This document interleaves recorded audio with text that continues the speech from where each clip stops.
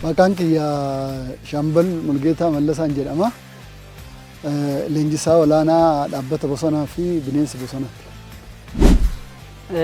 Ani Atileet Saamu'eel Tafarraan jedhama. Kan dhaladhe godina Shawaa Lixaa aanaa Bidaa Qanyiiti.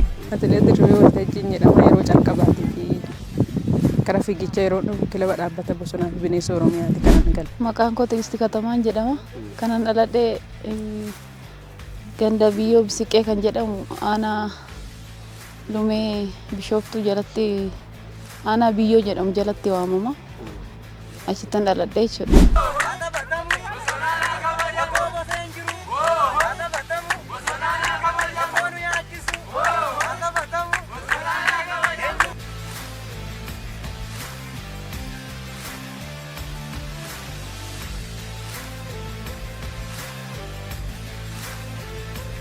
Tole, maqaan koo Gammachuu Garramuun jedhama.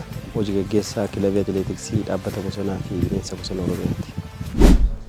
Ani maqaan koo Atileet Kaasahuun Gaaddisan jedhama. Miseensa